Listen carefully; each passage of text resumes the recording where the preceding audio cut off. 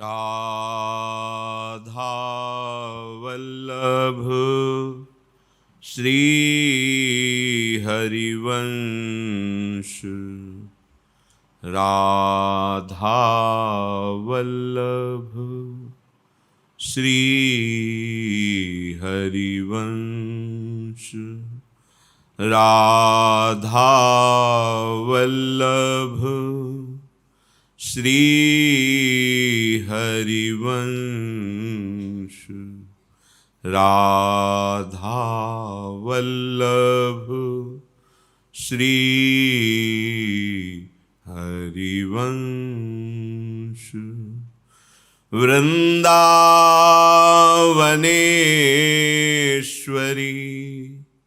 तवैव पदारविन्दं प्रेमामृतैकमकरन्द रसौघपूर्णम्।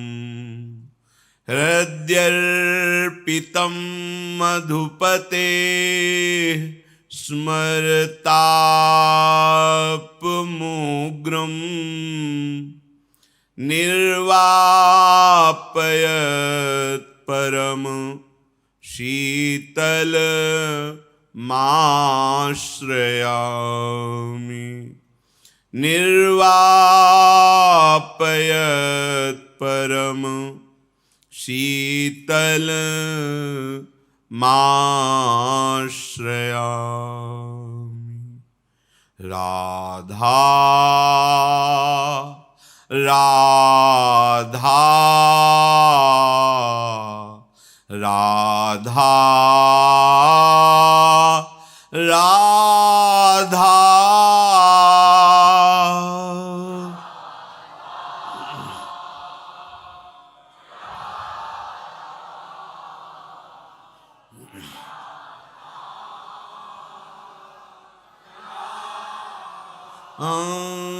राधा राधा राधा राधा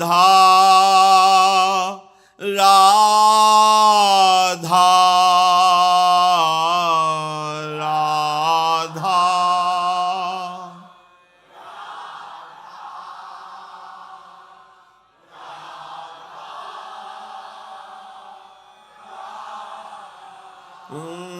राधा राधा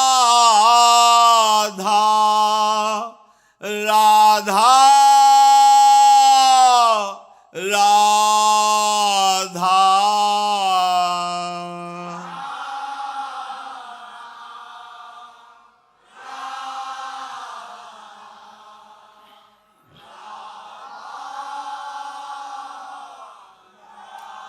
राधा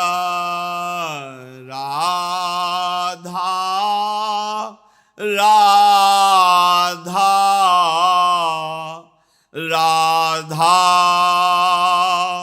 राधा राधा।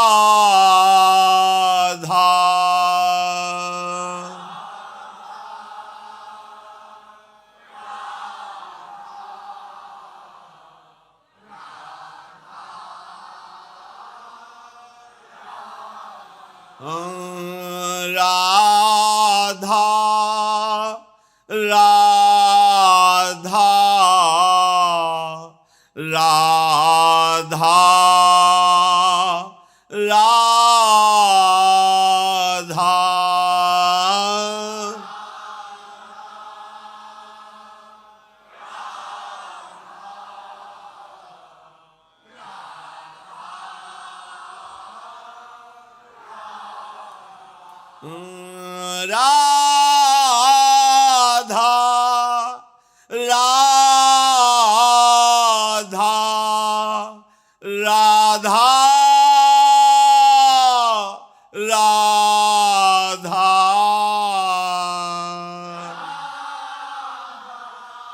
जय हो।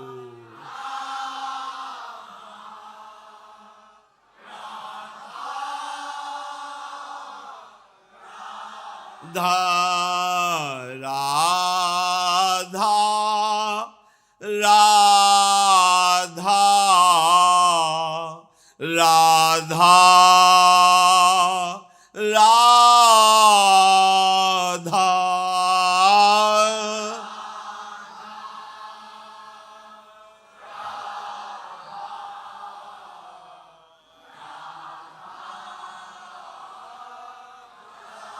राधा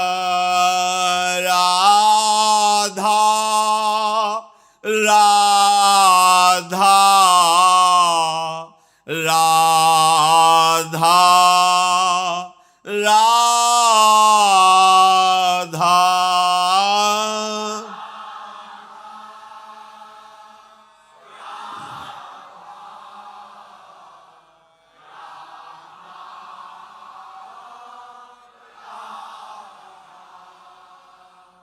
श्री राधा वल्लभ लाल की जय।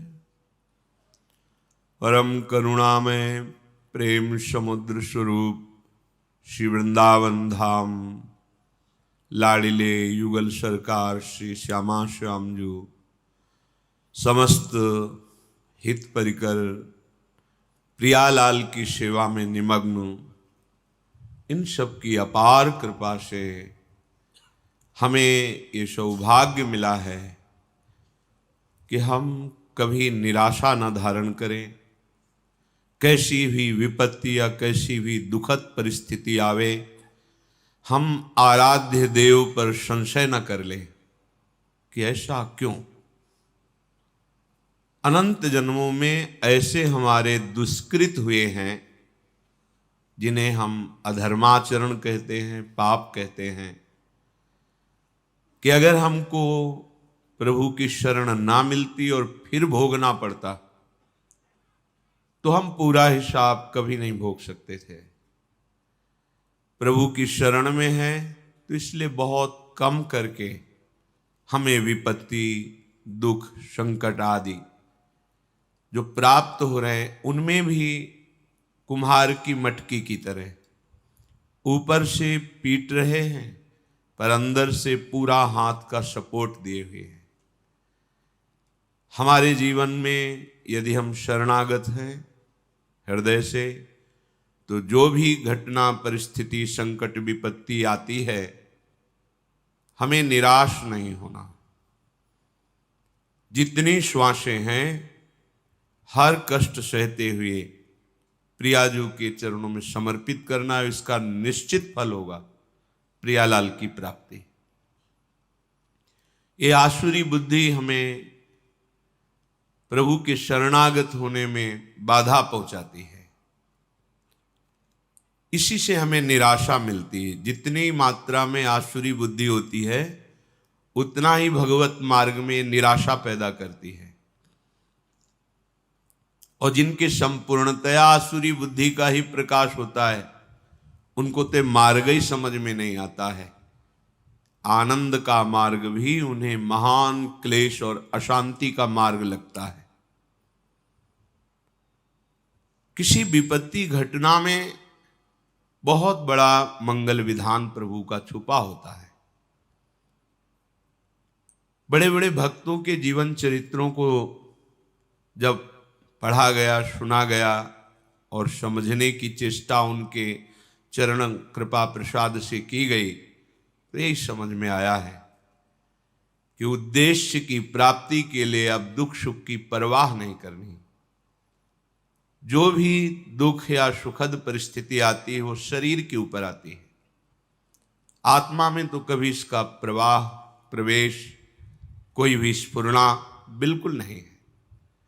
ना दुख का प्रवाह है, ना विपत्ति, संकट, अस्त्र शस्त्र, मार पीट, इनका प्रवेश ही नहीं है। वही हमारा स्वरूप है।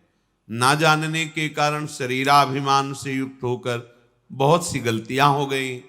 उन्हीं गलतियों का फल इस शरीर को भोगना पड़ता है। वही हमारे कर्म किसी की बुद्धि में बैठ करके हमें दंड देते हैं। यदि हमारा कर्म ऐसा नहीं है तो त्रिभुवन में सब ईश्वर से संचलित है, किसी की ताकत नहीं है कि कोई कुछ कर सके। कई बार सत्संग में सुनाया है कि एक बाल्यावस्था से भगवान शालिग्राम की आराधना करते हुए विरक्त मार्ग के पथिक बने और हर समय भजन परायण और भ्रमण करते थे।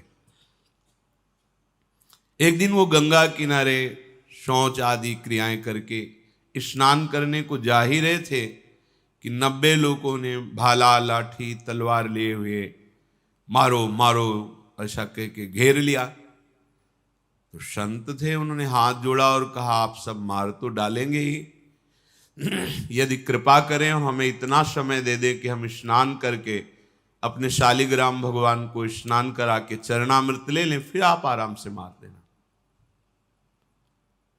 भगवान की इच्छा से वो रुक गए, स्नान किया, शालिग्राम भगवान का सांगोपांग स्नान आदि करा के पूजन किया, चरणामृत लिया और हृदय से प्रार्थना की, प्रभु इस जन्म में हमने तो कोई ऐसी गलती नहीं की जिसका ऐसा दंड मिले कि 90 लोग प्रहार करके मारेंगे। क्या इन 90 लोगों के मारने का रहस्य क्या है? सच्चे हृदय से प्रार्थना की तो भगवान उनके हृदय में स्फुरणा की और जैसे अपने को टीवी में दृश्य दिखाई देता है ऐसे दृश्य उनके सामने चलने लगा। उन्होंने 90 पुरुषों की हत्या की थी पूर्व जन्म में। तो भगवान ने कहा इनको 90 बार जन्म लेना होता और तुम्हें 90 बार मरना होता, पर मेरे भजन का प्रभाव है कि एक साथ ही 90 तुम पर प्रहार करेंगे। तुम मेरे ध्यान में निमग्न हो जाओ, शरीर छोड़कर अब तुम मेरे परम धाम को आओगे। भगवान ने हटाया नहीं, ये कृपा करी कि उसे 90 बार जन्म ना मरना नहीं पड़ा। एक बार में ही 90 लोगों ने प्रहार किया और शरीर तो नाशवान ही है, एक ना एक दिन सबका छूटना है। शरीर छूटा और भगवत धाम को गए। अब अगर बाहरी चेष्टा देख ली जाए तो बड़ी भयावनी लग रही है कि भगवान का भक्त और 90 लोगों का मिलकर प्रहार करना, भगवान बचा नहीं सकते थे क्या? भगवान ने बचा लिया। बार बार जन्म मरण के चक्र से बचा। शरीर तो एक बार छूटता ही है सबका। बड़े महान सत्यवादी भगवत भजन करने वाले प्रताप राय जी की बहन उनके समीप आई कि आपके बहनोई की दशा बिगड़ चुकी है, बहुत औषधियां दिलाई पर वो मरणासन स्थिति में है। मुझे विश्वास है कि अगर आप कह दोगे तो फिर हमारे पति का जीवन बच जाएगा, नहीं तो बिल्कुल मरणासन, आप चलिए। तो उनका बहन हमारा जीवन भगवान को अर्पित है, हम भगवान से प्रार्थना किसी के बचाने की या सुख की या दुख निवृत्ति की ये सब नहीं करते। आज तक हमने कभी कोई कामना ही नहीं की अपने प्रभु से। पर जब बहन ने बहुत हठ किया तो गए, उनके बहनोई का सर गोद में रखा अपने वो बहन के पति का और माथा सहलाते हुए एकाग्र हुए भगवान से प्रार्थना की कि हे प्रभु करुणा करो, इनके कर्म संस्कारों को भस्म करके इनको जीवन दान दो। इतने एकाग्र थे कि उसी समय जो उनके पति थे वो बेहोशी अवस्था में थे। तो देखा कि भगवत पार्षद आए और उनसे कहने लगे कि अब तो हम तुम्हें नहीं प्रभु के पास ले जा पाएंगे क्योंकि इतने महान भक्त ने संकल्प कर लिया है। तो रोकर भगवत पार्षदों से प्रार्थना करने लगे कि इतने जन्मों से मैं साधन भजन करके यही मांग रहा था कि अपने प्रभु से मिलूं और आज मेरे मिलने का समय आया है। तो प्रताप राय भक्त होते हुए ऐसा कैसे कर सकते हैं कि भगवत मिलन में वो बाधा डाल दे। भगवत पार्षदों ने कहा भगवान अपने लाडले भक्त की इच्छा की पूर्ति निश्चित करते हैं, उनका नहीं नहीं ऐसा प्रताप राय नहीं कर सकते। और ये बात उनकी पत्नी ने भी और प्रताप राय ने भी ध्यान में देखा। तत्काल शुद्धि आई बाहर, उनका नहीं नहीं प्रभु बिल्कुल नहीं, इनकी बिल्कुल रक्षा नहीं करनी, बिल्कुल नहीं। भगवान से मिलन का अवसर आया है, अब बिल्कुल स्वस्थ करने की जरूरत नहीं, अब आप। ये बात बहन ने भी देखी, उन्होंने कहा हाँ बिल्कुल नहीं, अभी तक हम अज्ञान की धरा में चाह रही थी कि इनका शरीर स्वस्थ हो और ये मेरे पति हैं, मैं सुखपूर्वक जीवन व्यतीत करूं, पर आज मुझे पता चला कि भगवान का विधान बहुत जन्मों के बाद आज मिलन का हुआ है, तो हम अपने सुख के लिए इस भगवत मिलन में बाधा नहीं डालेंगे। अगर भगवान ना बताते तो कैसे कोई रहस्य समझ पाता। ऐसे ही अपने लोग हैं, अपने लोगों के ऊपर भगवत कृपा है।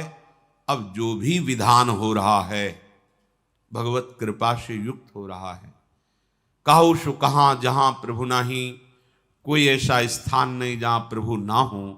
तो उनके होते हुए हमारे को जो शारीरिक दंड, जो वाचिक दंड, मानसिक दंड मिल रहा है, वो मुझे पवित्र करने के लिए मिल रहा है। अगर उस दंड विधान में शरीर भी छूट जाता है तो राधा राधा हमें श्री जी की प्राप्ति होगी। शरीर तो छूटना ही है, आज या कल छूटना ही है। निराशा या भक्ति मार्ग में उत्साहहीनता ये बिल्कुल ठीक नहीं है। कोई संशय प्रवृत्ति आ जाना कि अगर भगवान का भजन करते भगवान होते, तो ऐसा नहीं, बिल्कुल नहीं। बहुत कृपालु भगवान हैं, उनका जितना विधान है वो बड़ा कृपामय होता है। अपने को केवल प्रभु के चरणों में समर्पित करना, शेष बात वो देखेंगे। ऐसा कभी न सोचे कि भजन करने का फल है कि शरीर निरोग रहे, विपत्ति ना आवे, संकट ना आवे। ऐसा नहीं है। जो हमारे शरीर की रचना जिस कर्म से हुई है उसको वैसा ही भोगना पड़ेगा। भोगने की सामर्थ्य और उससे बेपरवाह होना, ये भजन का फल है। भोगने की सामर्थ्य और उससे बेपरवाह होना, ये भजन का फल है। और शुद्ध भजन का स्वरूप अपने प्रीतम के चिंतन में डूबे रहना है। आज या कल मृत्यु निश्चित है। इन सब बातों को लेकर हृदय में किसी भी तरह का प्रश्नवाचक चिन्ह शरणागति पर खड़ा कर देना, ये परमार्थ के लिए बहुत बड़ी बाधा होगी। भगवत कृपा हर समय हमारे हृदय में उल्लास पैदा करती रहती है। चलो आगे बढ़ो, पीछे हटने की, निराशा करने की कोई कहीं कोई गुंजाइश नहीं।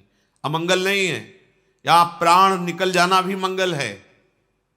ये तो निकलेंगे ही, आज नहीं तो कल निकलेंगे। दुर्दशा तो होगी इस शरीर की, आज नहीं तो कल होगी।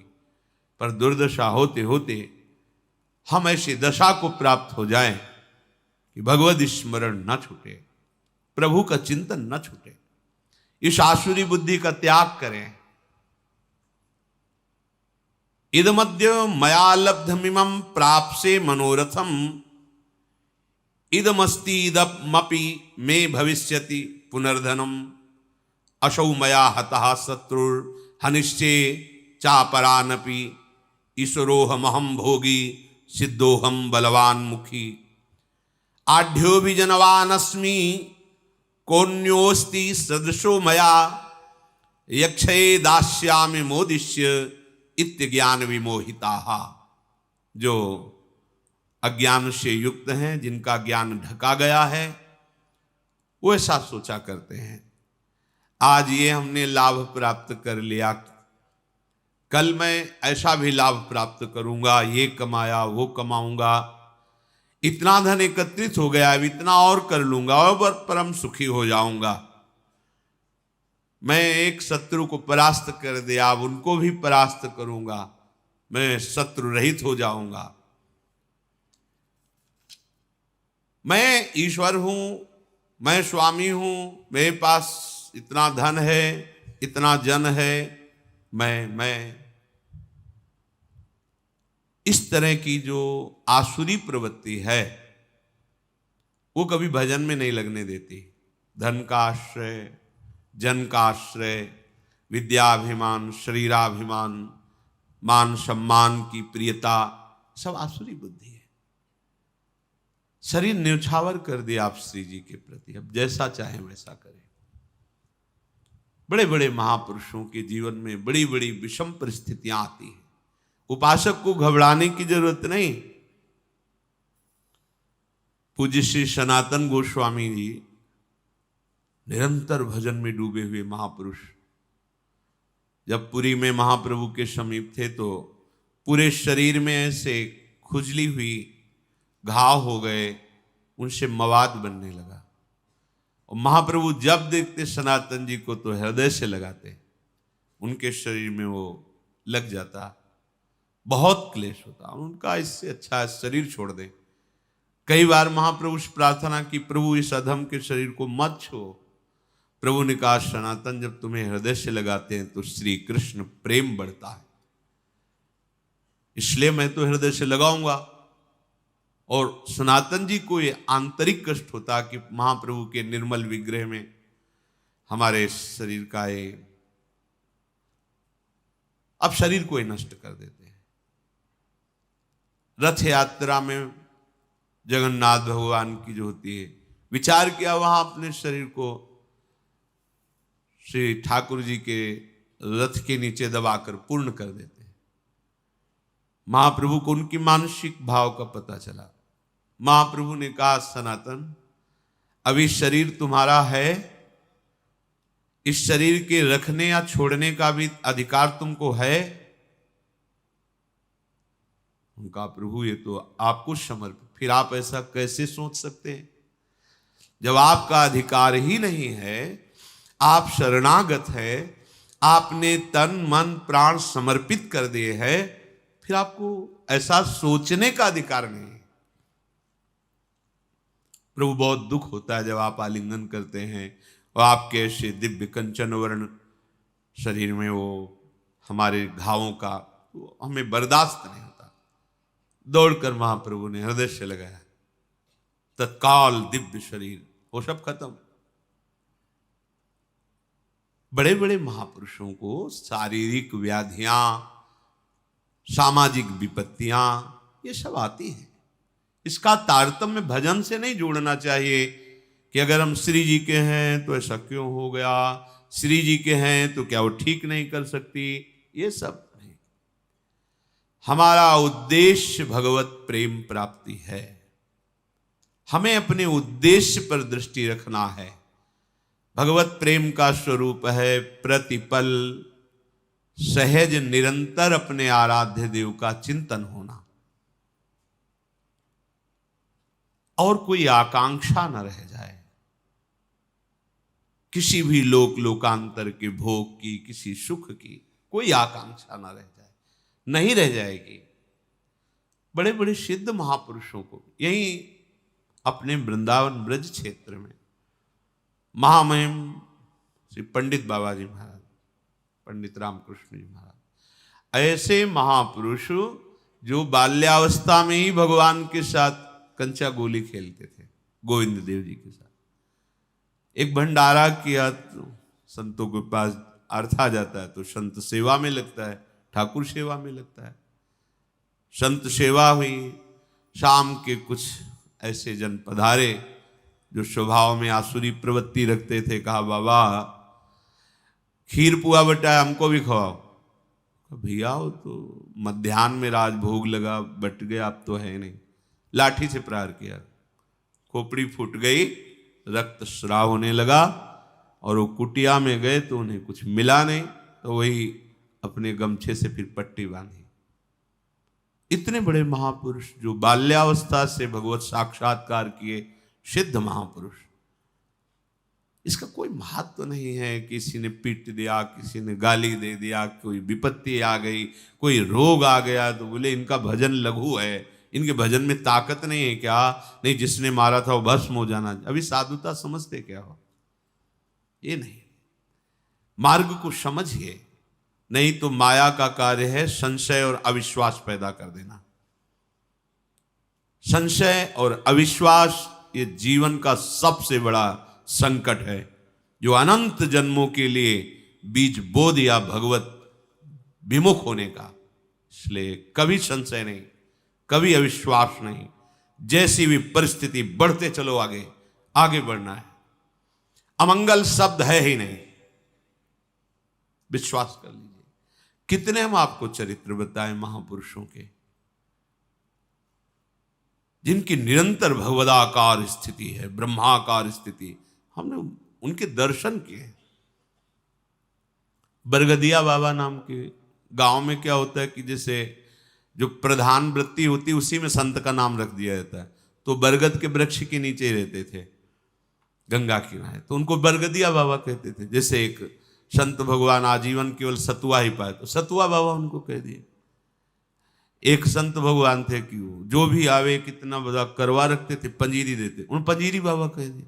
संत लोग, संत जनों के नाम गांव के लोग अलग रख देते, गुरुजन नाम रखते हो अलग होता है, संतों बरगदिया बाबा उन्हें कहते थे। उनके पैर में जरा सा ऐसे खत हुआ, फिर सड़न शुरू हुई, पूरा पैर मवाद से। कोई भी जाता बाबा दवा, ऐसा नहीं, कीड़े पड़ गए, बाबा कीड़े पड़ गए हैं इनके। नहीं, उनका भी प्रारब्ध, खाने दो उनको। चेहरा प्रसन्न, हर समय ब्रह्माकार वृत्ति, शरीर से निष्प्रिय। ब्रह्माकार वृत्ति अर्थात साक्षात ब्रह्म रूप, और शरीर पैर में कीड़े पड़े हुए हैं। इसका तारतम्य भजन से नहीं जोड़ा जाता। यहां संत कॉलोनी में रहते थे पूज्य स्वामी श्री महेशानंद गिरी जी महाराज, काफी समय पहले ही पधार गए। बहुत ही ज्ञानी, समस्त शास्त्रों के, और बहुत ही गंभीर और छुपे हुए महापुरुष। मलिन चद्दर, लाल रंग का, ऐसे अवधूत। जब जाते बात करते तो ऐसा लगता जैसे अमृत पिला रहे हो, शास्त्रों की गूढ़ बातें, साधना की गूढ़ बातें। तो जो संतों की मंडली चलती रहती ना, सुबह देखो परिक्रमा मार्ग में, उसी मंडली में एक संत बड़े ही ऊंची स्थिति के, एक गशाहरी होती है या अंगुलियों के मोड़ में, जहां से वो फिर धीरे बहुत ही जलन पैदा करती है। 2-3 दिन मंडली में नहीं गए तो स्वामी जी महाराज उनके समीप गए, महेशानंद गिरी जी, और देखा उनका। स्वामी जी रामकृष्ण मिशन, चलो इसका ऑपरेशन। नहीं स्वामी जी 2-4 दिन में ठीक हो जाए। धीरे धीरे वो बढ़ी, फिर हाथ में 10 दिन बाद गए तो यहां तक हाथ ऐसे पीला मवाद से भरा। उनका स्वामी जी अब तो आपको चलना पड़ेगा, अब आपकी बात नहीं सुनेंगे, आपको चलना पड़ेगा। हाँ ठीक है, तो कल तक का समय दे दो, कल हम चलेंगे। हाँ स्वामी कल तो हम गाड़ी लेके आएंगे, रामकृष्ण मिशन आपको ले।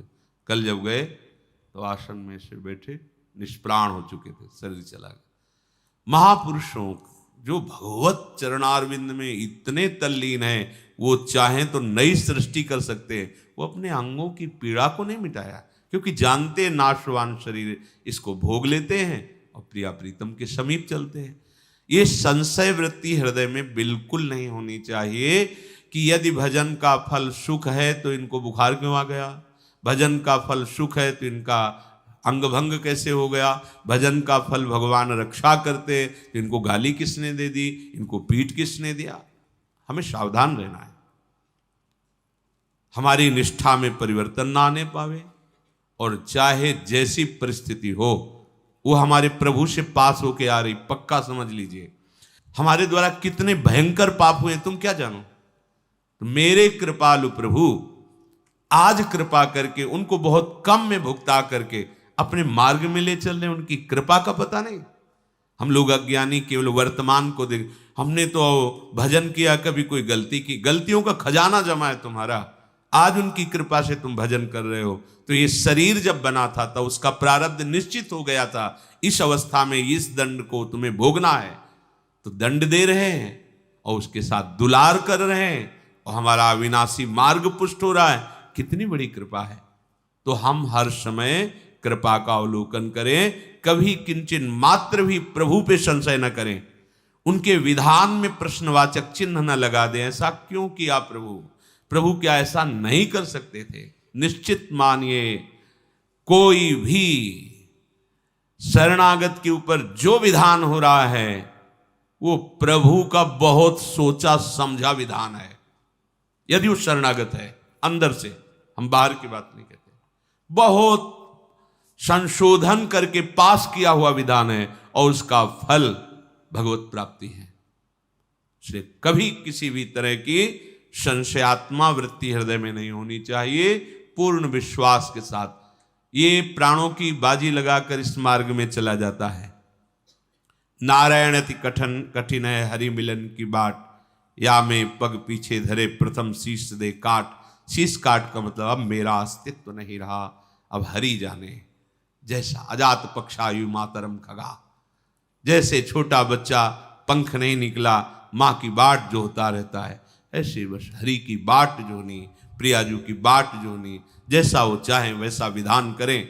वो ईश्वरों के ईश्वर हैं, हम उनके दास हैं, उनकी शरण में हैं। अब जैसा वो चाहेंगे वो मंगल विधान करेंगे।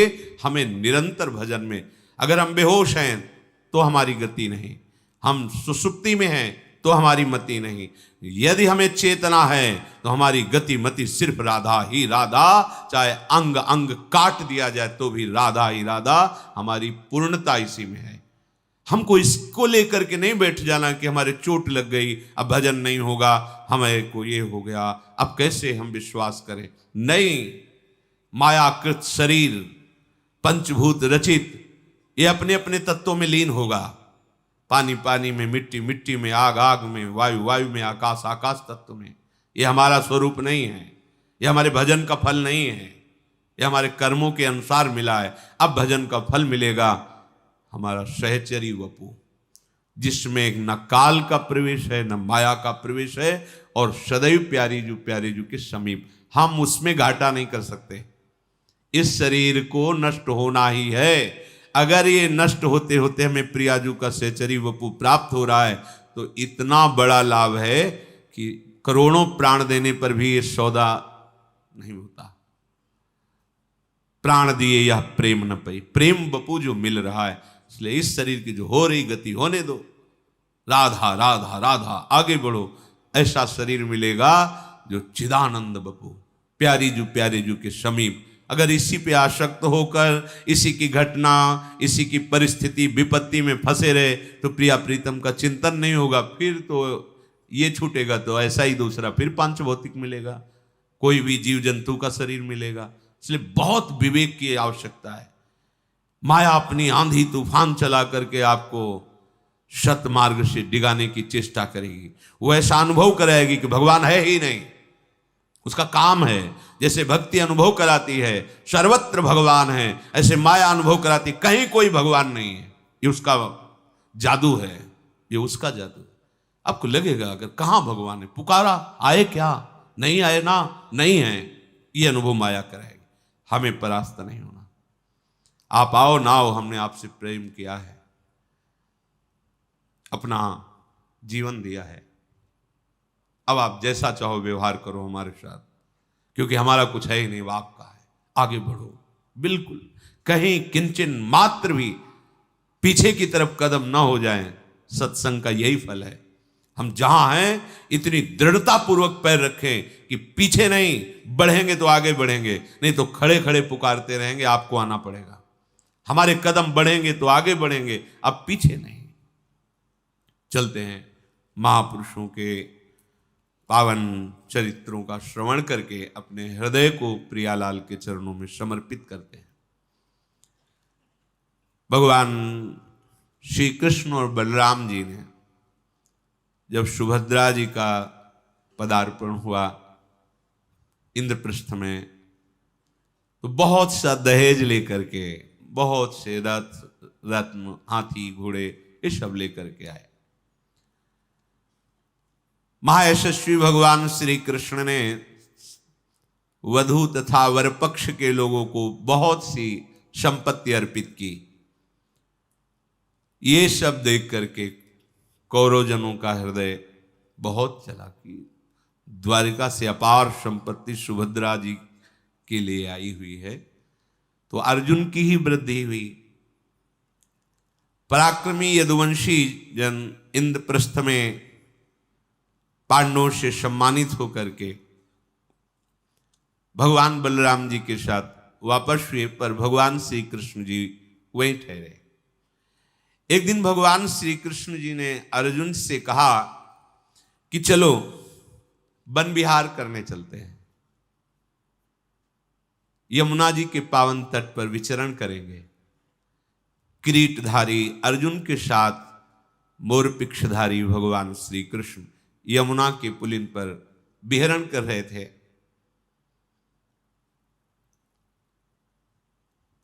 इसी बीच में कुछ काल व्यतीत होने पर सुभद्रा जी के गर्भ से एक महावीर का जन्म हुआ, जिसका नाम अभिष्टमन्युमाश्चैव ततस तमरिम मर्दनम अभिमन्युमिति प्राहुर अर्जुनिम पुरुषर्षभम।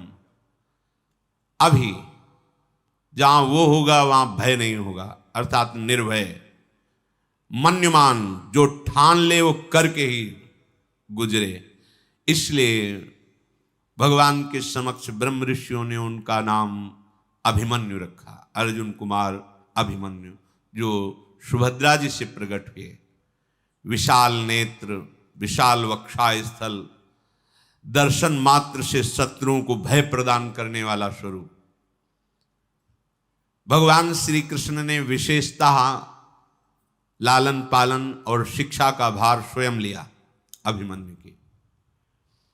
अभिमन्यु शुक्ल पक्ष के चंद्रमा की तरह बढ़ने लगा। अभिमन्यु जी को पहले ब्रह्म ऋषियों से वेद का ज्ञान और जो दिनचर्या नियमावली जैसी ब्रह्म ऋषि कुमारों की होती है, ऐसी अभिमन्यु की। फिर स्वयं अर्जुन जी ने समस्त अस्त्र विद्या का ज्ञान, दिव्यास्त्रों का ज्ञान, सौष्ठव, विज्ञान, अस्त्र लाघव, ये सब अभिमन्यु जी को सिखाया। अभिमन्यु जी अर्जुन जी के ही समान धनुर्धर हुए। सुभद्रा कुमार अभिमन्यु को देखते ही पांडव प्रसन्न हो जाते, ऐसा उनका बलिष्ठ स्वरूप। प्रभु श्री कृष्ण के भांजे। इधर शुभलक्षणा द्रौपदी जी ने भी अपने 5 पतियों से एक एक वर्ष के क्रम में पर्वत के समान अविचल बल धारण करने वाले 5 पुत्र प्रकट किए। युधिष्ठिर जी से प्रतिविंध्य, भीमसेन से श्रुतसोम, अर्जुन से श्रुतकर्मा, नकुल से शतानीक और सहदेव से श्रुतसेन। ये यशस्वी द्रौपदी कुमार एक एक वर्ष के अंतर में उत्पन्न हुए और ये बहुत ही बलवान थे। धौम्याचार्य ने क्रमशः इनका जात कर्म, चूड़ाकरण, उपनयन संस्कार ये विधि पूर्वक संपन्न किए। इनको सबको ब्रह्मचर्य की दीक्षा दी गई। कोई भी हो, जब तक पाणिग्रहण नहीं तब तक ब्रह्मचर्य का विधान शास्त्रीय विधान है, तभी गृहस्थ धर्म उनका बहुत सुंदर होता। पर ये मनमानी आचरण करने के कारण, ब्रह्मचर्य ना रहने के कारण छोटे छोटे अवस्थाओं में बहुत ही दयनीय दशा है शरीर की, बुद्धि की, मानसिकता की। फिर अर्जुन ने अपने द्रौपदी के जो 5 पुत्र हैं उनको दिव्यास्त्रों का, मानुष धनुर्वेद का ये सब ज्ञान कराया। अब तो पांडव बहुत प्रसन्न रहने लगे। एक दिन भगवान श्री कृष्ण ने अर्जुन से कहा, बड़ी गर्मी पड़ रही, चलो यमुना स्नान करते हैं। हाँ हाँ मधुसूदन, जैसी आपकी इच्छा। मित्रों के साथ वहां चलते हैं और जल विहार करते हैं, फिर शाम के लौट आते हैं। भगवान श्री कृष्ण, अर्जुन और भी परिवार के लोग यमुना स्नान करने के लिए गए। जल क्रीड़ा की बड़ा उत्सव जैसा चल रहा था, तो अर्जुन और भगवान श्री कृष्ण वहां से टहलते हुए आगे बढ़े तो देखा एक विशाल साल का वृक्ष है। तो उसकी छाया में खड़े होकर एक वन की तरफ देख रहे थे, खांडोवन। उसी समय देखा एक बड़े तेजस्वी ब्राह्मण अर्जुन और भगवान श्री कृष्ण की तरफ आ रहे हैं। ऐसा लग रहा था मानो जाज्वल्यमान अग्नि ही आ रहे हो। दाढ़ी मूंछों से अग्नि की ज्वाला की लपट निकल रही थी। पीत वर्ण, बहुत ही ऊंचाई, आंखों से सूर्य के समान तेज निकल रहा था, मस्तक पर जटा धारण किए हुए, चीर वस्त्र पहने हुए। जब निकट आए तो भगवान श्री कृष्ण और अर्जुन ने नमन किया कि ये ब्राह्मण हैं, ऐसा मानकर।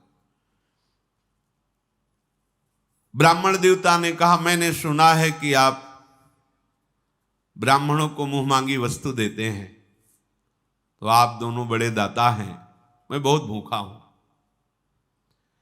पर मैं बहुत ही अधिक भोजन करने वाला ब्राह्मण हूं। कितना पाओगे? अपरिमित। पर मुझे तृप्त करना हो तो आप हमारा ये भिक्षा आग्रह स्वीकार करें। आप लोग एक बार मुझे भोजन करा दीजिए, एक बार तृप्ति दे दीजिए, मैं अस्वस्थ हूं। भगवान श्री कृष्ण ने कहा, आप कैसे ब्राह्मण हैं कि आपको आज तक तृप्ति नहीं हो रही? क्या भोजन चाहिए आपको? आप मांगिए, यहां कुछ अदेय नहीं है।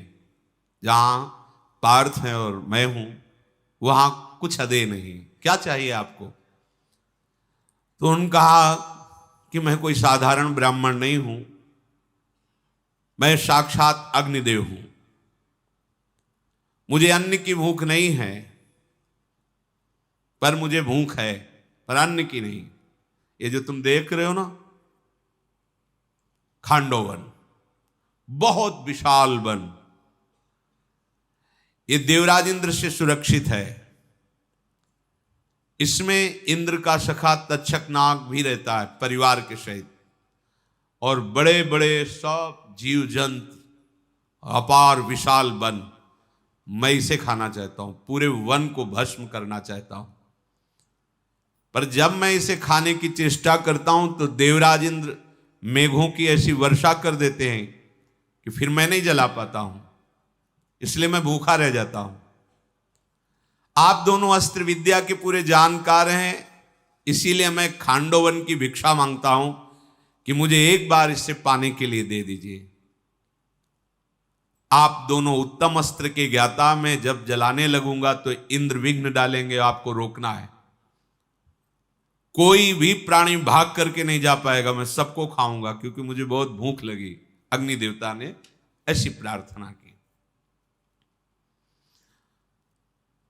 तुम्हें ऐसी भूख क्यों लगी खांडोवन की? क्या परेशानी तुम्हें है? तो उन्होंने कहा कि एक इंद्र के समान प्रभावशाली राजा हो गए जिनका नाम श्वेतकी है। अरबों अरबों गौशालाएं थी उनकी, और वो निरंतर घी की आहुति से यज्ञ करते रहते थे। यज्ञ कराने वाले भाग गए, दक्षिणा ले लेके ऊब गए, उनकी आंखें धुंधली हो गई, कोई यज्ञ कराने के लिए तैयार नहीं। इतनी यज्ञ उनका स्वभाव ही था। दीर्घ काल तक आहुति देते देते जितने ऋत्वज थे सब ऊब के भाग गए। अब मुझे नहीं चाहिए दक्षिणा, नहीं कराना स्वाहा। आंखें निष्पाप नरेश वो बड़े उदास हुए क्योंकि उनका स्वभाव यज्ञ करना था। तब उनका, ठीक है तुम ब्राह्मण लोग यज्ञ नहीं करोगे तो मैं महादेव से यज्ञ कराऊंगा, महादेव जी को अपना आचार्य बनाऊंगा। और भगवान शिव को यज्ञ के लिए प्रसन्न करने के लिए कैलाश पर्वत पर गए। इंद्रिय संयम, मन संयम करके 12वें या 16वें दिन कोई फल या मूल या जल ले लेते और दोनों बाहें ऊपर उठाकर एकटक आकाश की तरफ देखते हुए 6 महीने तक खड़े होकर के मंत्र जप किया भगवान शिव के लिए। कैसी कठिन तपस्याएं होती थी। अगर 6 महीने खड़े होने की तो बात जाने दो, 6 महीने कह दे कि 2 घंटा केवल सो लेना, बस भजन करो, तो नहीं हो सकता। 12वें या 16वें दिन थोड़ा सा कंदमूल, फल या जल ले लेते, बस दोनों हाथ उठाए आकाश की तरफ देखकर 6 महीने ठूंठ की तरह अविचल भाव से खड़े होकर मंत्र जाप किया। भारी तपस्या और भारी लगन देखकर महादेव जी प्रसन्न हुए। गंभीर वाणी में कहा, नरश्रेष्ठ क्या चाहिए तुम्हें? तो उनका, हे देव देवेश्वर, यदि आप प्रसन्न हैं तो हम जैसी यज्ञ कराना चाहते हैं आप वैसी यज्ञ कराने के लिए आचार्य पदवी पर विराजमान। भगवान शिव हंस दिए, तो यज्ञ कराने के लिए मैं ही मिला हूं। तो तुम अपनी तपस्या का फल ये चाहते हो कि मैं आचार्य बनूं और यज्ञ कराऊं? हां, तो शर्त है घी की धारा टूटेगी नहीं। 12 वर्ष का ये यज्ञ चलेगा और 12 वर्ष में एक बूंद का भी अंतराय घी का नहीं पड़ेगा, धारा चलेगी घी की। इतनी व्यवस्था कर पाओगे? उसने कहा हां महाराज, आप आज्ञा कीजिए। अरबुदों गौशालाएं थी। बोले फिर मैं तो यज्ञ नहीं कराऊंगा, लेकिन मेरे ही अंशभूत से महर्षि दुर्वासा प्रकट हुए हैं, मैं ही दुर्वासा रूप में हूं, वो यज्ञ कराएंगे तुम्हारी। तुम घी जुटाओ, सामग्री जुटाओ। महाराज नरेश लगन पूर्वक 12 वर्ष तक घी की व्यवस्था बराबर चलती रहे। सामग्री जुट गई। फिर महादेव जी का स्मरण किया। श्वेतकी के बुलाने पर दुर्वासा जी आए। उन्होंने सांगोपांग यज्ञ कराना प्रारंभ किया। देवता लोग आश्चर्यचकित हो गए इस यज्ञ में। दुर्वासा जी के आगे किसी विघ्न की सामर्थ्य नहीं। 12 वर्ष तक लगातार मोटी धार घी की अग्नि में अद्वितीय यज्ञ। पहले किसी ने ऐसा नहीं किया, आगे कोई ऐसा नहीं कर पाएगा। अग्निदेव इतना घी पिए कि लीवर काम नहीं कर रहे। अग्निदेव का मंद अग्नि हो गई, सफेद रंग पड़ गया, कांति फीकी पड़ गई, अब प्रज्वलित होने की सामर्थ्य नहीं रह गई। 12 वर्ष तक रात दिन लगातार घी की धारा। ऐसे नहीं कि थोड़ा मिला के चम्मच से घी सुहा, पूरा। उदर विकार हो गया अग्निदेव जी को, अपने को तेजहीन। अब जो सुहा करे तो अग्निदेव प्रगट ही ना हो, क्योंकि इतना घी पी चुके हैं श्वेतकी जी के अग्नि यज्ञ में। अब वो सीधे ब्रह्मलोक गए। बोले औषधि का कुछ विधान करो, नहीं तो हमारा तो राजा श्वेतकी ने इतना घी पिला दिया है कि अब हमारा प्रज्वलित होना असंभव हो गया। मुझे अरुचि हो गई है अब, और जगतपते मेरे को अरुचि हो गई तो देवता भूखे रह जाएंगे, क्योंकि इन्हीं से सबको जाता है। अग्निदेव की बात सुनकर संपूर्ण जगत के सृष्टा भगवान ब्रह्मा जी ने हंसते हुए कहा, 12 वर्षों तक वसुधारा की आहुति की घृत धारा का तुमने उपभोग किया है, इसलिए तुम्हारा उदर ग्लानि को प्राप्त हो रहा है, पर तुम स्वस्थ हो जाओगे। मैं तुम्हें उपाय बताता हूं। खांडोवन है, अपार वनराश, बहुत से जीव जंतु सबको पा जाओ। जैसे उदर में चिकनाहट पाने से तो चना है, ऐसे सूखी चीजें पाओ तो थोड़ा चिकनाहट से बचो। तो वन है, बहुत से वृक्ष लताएं जीव जंतु सब। उन जीवों के मेदे से और वन स्थली के जलाने से तुम्हें पुनः वही तेज प्राप्त हो जाएगा।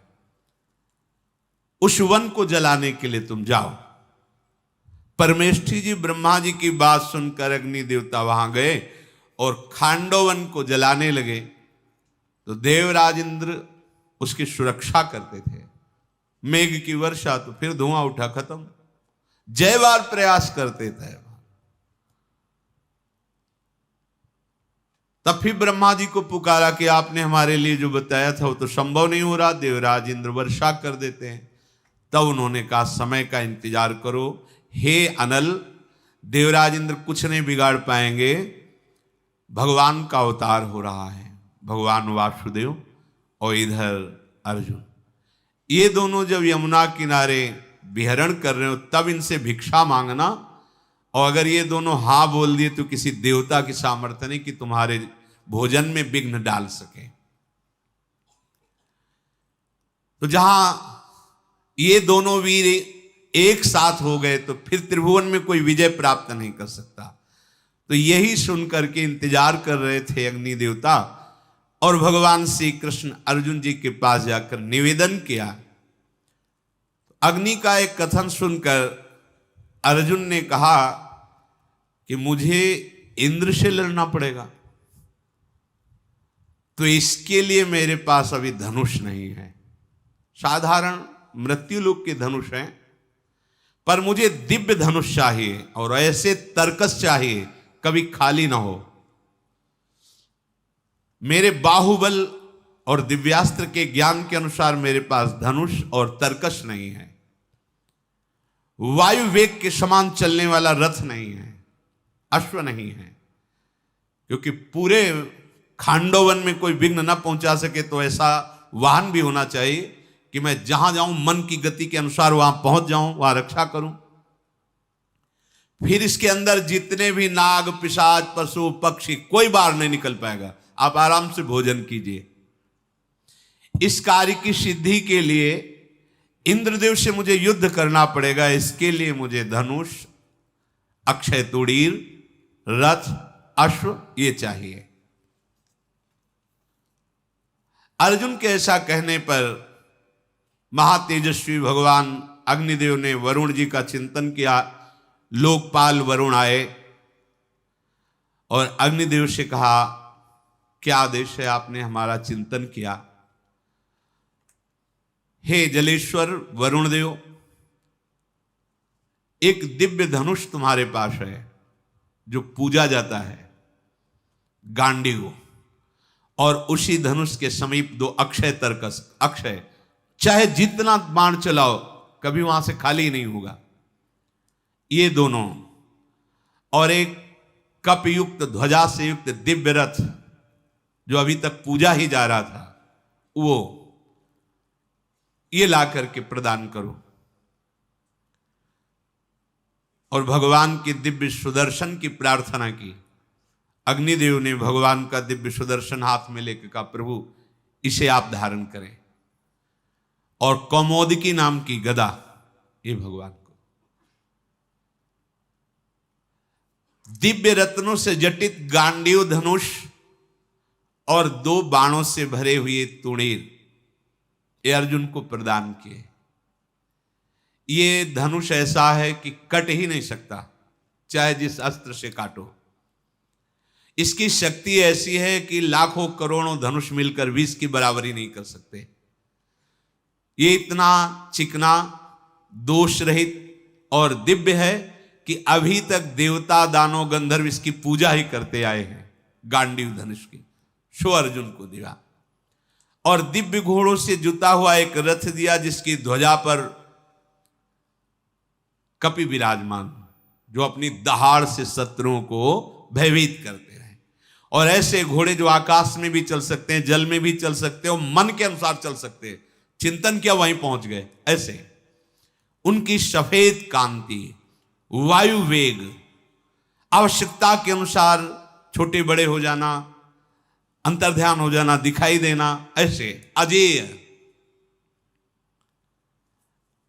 जगत के स्वामी भगवान ब्रह्मा जी ने विश्वकर्मा से इसकी रचना कराई थी, भारी तपस्या करके। नूतन मेघ के समान वो दिव्य रथ, गांडीव धनुष, तुणीर, अश्व ये अर्जुन को प्रदान किए, और भगवान श्री कृष्ण का जो दिव्यस्त्र सुदर्शन और कौमोदकी गदा। और कहा कि जब आप इसका प्रहार करोगे तो कोई भी वो सह नहीं सकता, और किसी अस्त्र शस्त्र में ताकत नहीं कि जो अस्त्र ये प्रदान किए गए इनको नष्ट कर सके। अब आप व्यवस्था ऐसी करो कि हमारा भोजन सुरक्षित रहे। अस्त्र विद्या के ज्ञाता, दिव्यास्त्रों के ज्ञाता प्रभु श्री कृष्ण और अर्जुन ने प्रसन्न होकर अग्नि देवता से कहा, आप शुरू हो जाओ, कोई भी बच कर नहीं जाने पाएगा। वज्रधारी इंद्र भी अब कुछ नहीं कर सकते। अग्निदेव बड़े प्रसन्न हुए और शुरू किया खांडोवन को जलाना। बहुत बड़ा खांडोवन, मतलब इतना बड़ा था कि उसकी लपटें स्वर्गलोक तक जा रही थी। गांडीव धनुष की प्रत्यंचा चढ़ाकर दिव्यास्त्र लेकर के उधर सुदर्शन चक्र लेकर प्रभु और अर्जुन कोई बच के नहीं जा पाए, भिक्षा दी है। अब तो जेव ही खांडोवन में चारों तरफ से अग्नि देवता अपनी जिह्वाओं से लप लप करते हुए जलाने लगे, चीत्कार मच गई। वहां बड़े बड़े नागराज, विद्याधर, असुर और जीव जंतुओं की तो भीड़ ही थी। दोनों रथी खांडोवन में दोनों अलात चक्र की तरह घूम रहे थे, चारों तरफ कोई बच के नहीं जा पाएगा। अग्नि देवता आराम से सब पान कर रहे थे। जब स्वर्ग में लपटें पहुंची तो देवता और महर्षियों को संतप्त देखकर देवराज इंद्र ने तुरंत मेघों को आदेश किया, खांडोवन में तुरंत जाओ और मूसलाधार वर्षा करके उसे शांत करो। देवताओं के स्वामी इंद्र की भयानक जल वर्षा, अर्जुन ने दिव्यास्त्र से ऊपर ही पानी को सोख दिया, बूंद नीचे नहीं आने दिया। फिर दोबारा अग्निदेव पर कुपित होकर बड़े बड़े और प्रलयकारी मेघ हो गए। भगवान के सुदर्शन चक्र ने ऊपर ही रख उस जल को सोख दिया। ये दिव्यास्त्र है। ऐसा अस्त्र प्रदर्शन कि जल वर्षा से अधिक बाणों की वर्षा दिखाई दे रही थी। भगवान अग्निदेव खांडवन को पाए जा रहे थे। वहां नागराज तक्षक भी रहता था, पर वो उस दिन कुरुक्षेत्र चला गया था, उसका परिवार वहीं था। तक्षक का एक पुत्र था अश्वसेन, जो बहुत ही बलवान और विषधर था। उसने अपनी मां से प्रार्थना किया कि मैं तो ना उड़ के जा सकता हूं ना निकल सकता हूं, क्योंकि उड़ो तो ऊपर अस्त्रों से काट दिए जाएंगे, अब आप ही बचा सकती हो। तो उसने कहा कि मैं अपनी प्राण की बलि देकर तुम्हें बचा लूंगी, चलो अंदर प्रवेश करो। मुंह खुला तो अब वो अंदर प्रवेश किया तो उसका मुख पूंछ की तरफ हो गया और इनके मुख की तरफ पूंछ हो गई, और ये दिव्य सर्प है तो आकाश में उड़ी। जो ही अर्जुन ने देखा तो छुरे रूपी अस्त्र से उसका गला काटा तो जरा सी इसकी पूंछ कटी और खांडोवन के बाहर गिरा, अंतर ध्यान हो गया क्योंकि बच गया। तो एक ये बचा अश्वसेन नाम का तक्षक का पुत्र। फिर तो बड़ी सावधानी से भगवान ने कहा एक तो बच गया भिक्षा में, एक निकल गया, अब कोई दूसरा न निकल नहीं पावे। बड़ी सावधानी से अस्त्रों का प्रहार करते हुए खांडोवन की भिक्षा अग्निदेव जी को। अब खांडोवन का विनाश अग्निदेव कर रहे तो सब देवताओं ने ही समझा कि अब भगवान की जब इच्छा है तो सब वापस हो गए। देवराज इंद्र भी मन ही मन भगवान को प्रणाम करके हमारा उपाय तो सब निष्फल हो गया। इसी समय महामायावी मायासुर उसी में था, खांडोवन में निकल करके भगा। भगवान मधुसूदन की दृष्टि पड़ी, हाथ में सुदर्शन चक्र था, उसने देखा ये तो छोड़ेंगे नहीं, दौड़ करके अर्जुन के चरणों में पड़ गया। शरणागत त्राहि माम, रक्षा करो, शरणागत की रक्षा करना धर्म है। अर्जुन ने भगवान से कहा। अग्निदेव सामने प्रकट हुए, नहीं ये मेरी भिक्षा है, इसको मैं। अर्जुन ने कहा महाराज जब शरण में आ गया है तो बोले ठीक है यदि आप ऐसा कहते हो। अग्निदेव और जलाने लगे। मैदानों ने कहा कि मैं शिल्पियों में सर्वश्रेष्ठ हूं और बहुत सी मायावी विद्याओं का ज्ञाता हूं। ये वासुदेव श्री कृष्ण वध करने के लिए उत्साहित है, ये वध न करने पावे तो मैं ऐसी सभा रचूंगा कि ब्रह्मा की भी सभा ऐसी नहीं होगी, एक बार मुझे जीवन दान दे दो। अर्जुन ने कहा जब हमने अभय दान दे दिया तो भगवान तुम पर अस्त्र नहीं चलाएंगे। परम बुद्धिमान अग्निदेव 15 दिन तक जाज्वल्यमान होकर खांडोवन को जलाते रहे। अश्वसेन नाग, मायासुर और 4 सारंगक नाम के पक्षी वो बचे। ये सारंगक नाम के पक्षी कैसे बचे? एक मंदपाल नाम के तपस्वी थे, उन्होंने भारी तपस्या की और ब्रह्मलोक प्राप्त हुआ, लेकिन हर लोक में उनके लिए दरवाजे नहीं खुले थे, बस बाहर ही घूम सकते हो। तो उन्होंने पूछा ऐसा मेरा क्या अपराध है? तो उन्होंने कहा तुम विरक्त भेष नहीं लिए थे, गृहस्थ में थे और कोई संतान उत्पन्न नहीं की, इसलिए तुम्हें तपस्या का फल प्राप्त नहीं होगा। विधान दो ही मार्ग है, गृहस्थ मार्ग और विरक्त मार्ग। ऐसे नहीं कि मनमानी दाढ़ी रखा लो, अपने कपड़ा बदल लो, ऐसा नहीं।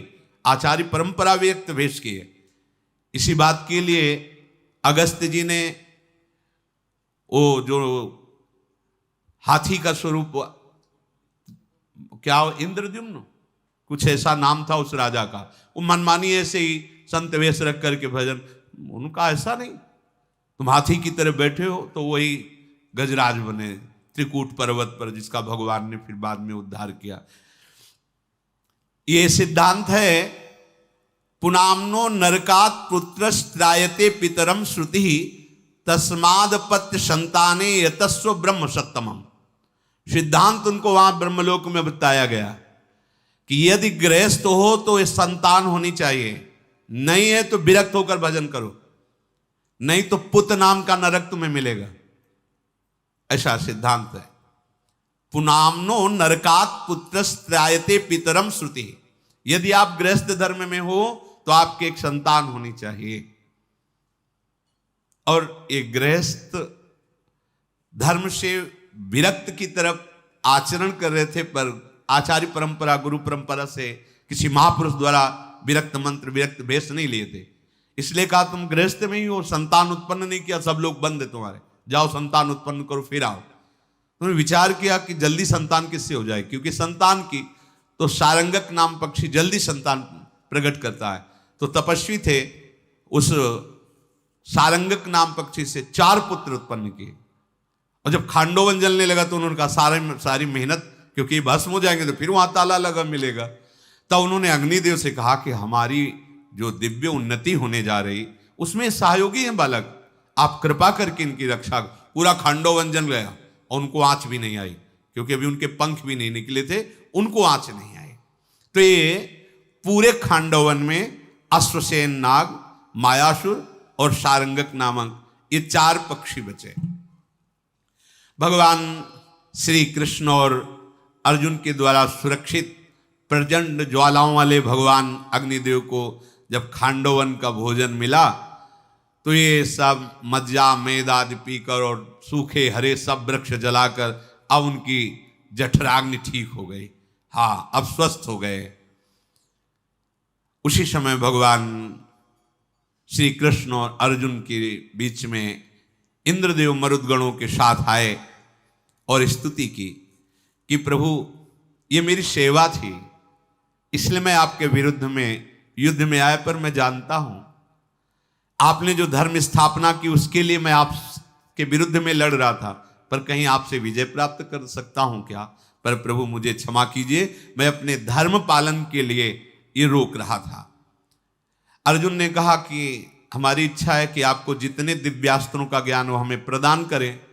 तो उन्होंने कहा इसके लिए समय है, जब आप देवाधिदेव महादेव जी को प्रसन्न कर लोगे और पिनाक पाणी भगवान का पिनाक अस्त्र ले लोगे, तब हमारे दिव्यास्त्रों को धारण करने की योग्यता तुम में आ जाएगी। अभी समय है, वो समय कब आने वाला है वो आगे आएगा, वो अपने आप विधान बन जाएगा कि तुम्हारे पास आओगे, हम तुम्हें दिव्यास्त्र सिखाएंगे। अब दोनों पुरुष रत्न मुझे आनंद पूर्वक आशीष दें कि मैं आपकी आज्ञा का पालन करूं। ऐसा कहकर भगवान इंद्रदेव स्वर्ग को चले गए और अग्निदेव बहुत प्रसन्न हुए, प्रभु पूरी भिक्षा हो गई। अब मायासुर ने भगवान की परिक्रमा की और प्रभु से कहा, प्रभु मुझे जीवन दान दिया है तो मुझे थोड़ी सेवा करने का अवसर दीजिए।